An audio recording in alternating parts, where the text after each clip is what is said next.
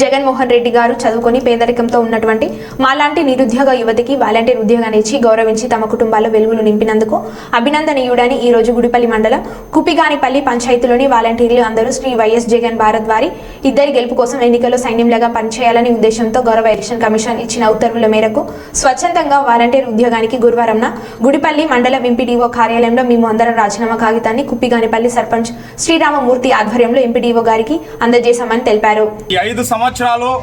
వాళ్ళకి ఏదైతే వాలంటరీ వ్యవస్థని క్రియేట్ చేసి ఉద్యోగం అనేది 50 ఏళ్ళకి సర్వీస్ చేయడానికి సీఎం జగన్మోహన్ రెడ్డి గారు ఏదైతే వాళ్ళకి ఉద్యోగం ఇప్పించినారో ఇప్పుడు ఎన్నికల్లో వాళ్ళు ప్రజల దగ్గరికి వెళ్ళి ప్రజల నుంచి జగన్మోహన్ రెడ్డికి స్థానికంగా ఉన్న ఎమ్మెల్సీ భరత్ సార్ గారికి సపోర్ట్గా ఉండాలంటే ఎన్నికల నిబంధనల ప్రకారం వాళ్ళు వాలంటీర్లుగా ఉండుకుద్దని ఒక జీవో ఇచ్చినారు ఎన్నికల కమిషనర్. తద్వారా వీళ్ళందరూ మాకు ఎంతో నిరుద్యోగులుగా ఉన్న వాలంటరీ వ్యవస్థ క్రియేట్ చేసి 5 సంవత్సరాలు ఎంతో గౌరవంగా మమ్మల్ని చూసుకున్న జగన్మోహన్ రెడ్డి గారు రాబోయే వచ్చే 5 ఏళ్ళలో కూడా తను సీఎంగా ఉండాలంటే ప్రజల మద్దతు కావాలి. అదేవిధంగా ఎలక్షన్లో పాల్గొనాలంటే మనకి ఏదైతే కమిషనర్ ద్వారా వాలంటీర్లు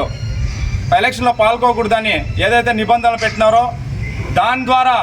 మా కుప్పిగానిపల్లి పంచాయతీలో ఉన్న 14 మంది వాలంటరీ ఉద్యోగాలకి రాజీనామా చేస్తూ గన్ షాట్గా రాబోయే ఎలక్షన్లో పాల్గొని వాళ్ళు ఏదైతే 50 ఏళ్ళకి సర్వీస్ చేసినారో వాళ్ళందరూ ప్రజల మద్దతు కోరి